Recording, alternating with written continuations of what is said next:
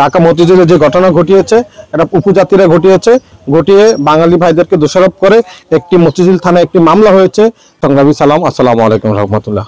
আপনারা জানেন যে পার্বত্য চট্টগ্রাম নিয়ে পুরো ষড়যন্ত্র চলছে, দেশে এবং বিদেশে ষড়যন্ত্র চলতেছে। আপনারা জানেন আমরা যেখানে খাগড়াছড়ি, রাঙ্গামাটি, বান্দরবান যেখানে বসবাস করছি এটার প্রায় 13,191 বর্গ মাইল নিয়ে 3 জেলা গঠিত। এখানে আমরা প্রায় 2022 সালে পরিসংখ্যান অনুসারে 15 লাখ উপজাতি এই পাহাড়ে বসবাস করে। এখন তারা একের পর এক পাহাড়ে তাদের পরিচয় পরিবর্তন করে। প্রথমে তারা পার্বত্য অঞ্চলে পরিচয় দেয় আমরা উপজাতি, এরপরে পরিচয় দেয় আমরা ক্ষুদ্র নৃতাত্ত্বিক গোষ্ঠী, এখন তারা ষড়যন্ত্র করে তারা আদিবাসী পরিচয় দেয়, যা দেশদ্রোহী, রাষ্ট্রকে দ্বিখণ্ডিত করার জন্য একটা ষড়যন্ত্র। এই ষড়যন্ত্র আমরা রুখে দেওয়ার জন্য পার্বত্য চট্টগ্রাম নাগরিক পরিষদ কাজ করে যাচ্ছে। আপনারা শুনে অবাক হবেন যে এই যে দেশি বিদেশি যে ষড়যন্ত্র, আপনারা জানেন যে আগে ছিল পাহাড়ে একটি শান্তি বাহিনী সংগঠন ছিল, এখন 5টি সংগঠন হয়েছে, যা তারা এখানকার রাষ্ট্রবিরোধী এবং প্রশাসনিক সাথে যে কোনো সময় তারা যুদ্ধে মোকাবেলা করে।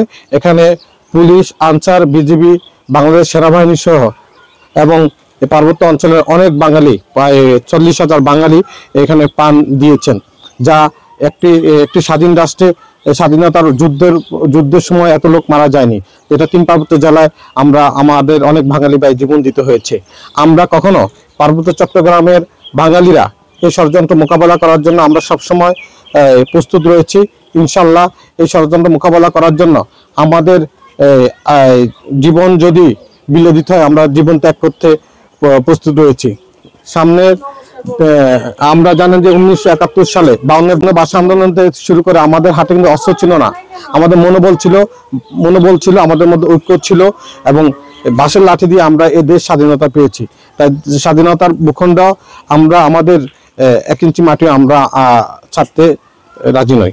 আপনারা জানেন যে গত কিছুদিন আগে আমার কিছু পার্বত্য চট্টগ্রামে যারা দেশের জন্য চেষ্টা চালিয়ে যাচ্ছে, এর জন্য আমাদের কিছু বাঙালি ভাইয়েরা রাষ্ট্রকে টিকে আনার জন্য, রাষ্ট্রবিরোধী ষড়যন্ত্র করার পক্ষে যে আন্দোলন সংগ্রাম চালিয়ে গিয়েছিল, কিন্তু দেখা গেল যে অতর্কিতভাবে তারা ঢাকাতে মতিঝিলে যখন মিছিল নিয়ে বের হয়েছিল তখন তাদের বামপন্থী সহ 3 পার্বত্য জেলার কিছু সশস্ত্র বাহিনী সহ তারা আমাদের ছাত্র ভাইদের উপরে হামলা করে।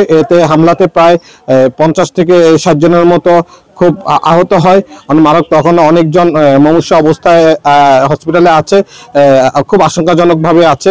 আমরা অতি সত্ত্বেও তাদেরকে দেখতে যাব এবং কি সকল ধরনের চট্টগ্রাম নাগরিক পরিষদের পক্ষ থেকে সকল ধরনের সেবা আমরা চেষ্টা চালিয়ে যাব। আপনারা জানেন নাগরিক কমিটি যে একটি ন্যাশনাল দল, ওনারা কি যায়নি কি এই কথা বলে নাকি না জেনে কথা বলে সেটা আমি জানি না। তাদেরকে আরো অনেক পড়াশোনা করার দরকার আছে, পার্বত্য হিলচার সম্বন্ধে তারা জানার দরকার আছে। তারা না জেনে বিব্রতকর অবস্থায় ছড়িয়ে পার্বত্য অঞ্চল আরো অশান্তিতে পড়েছে, যা আমাদের জন্য অনেকটাই দুঃখজনক। আমরা কখনো এই নাগরিক পরিষদ, নাগরিক কমিটি থেকে এগুলো আশা করি না, কিন্তু আমরা চাই সামনের দিনগুলোতে তারা এই পাহাড় সম্বন্ধে জেনে শুনে আমাদের আন্দোলনগুলোতে তারা একমত পোষণ করবেন, এই আশাবাদ ব্যক্ত করছি। ঢাকা মতিঝিলে যে ঘটনা ঘটিয়েছে এটা উপজাতিরা ঘটিয়ে বাঙালি ভাইদেরকে দোষারোপ করে একটি মতিঝিল থানায় একটি মামলা হয়েছে, যার 16 জনের নাম উল্লেখ করে মামলা হয়েছে, আর অজ্ঞাত হয়েছে 300 জন, এর মধ্যে 2 জন গ্রেপ্তার আছে। অতি দ্রুত যদি এই মামলা প্রত্যাহার করা না হয় পার্বত্য চট্টগ্রাম অচল করে দেব।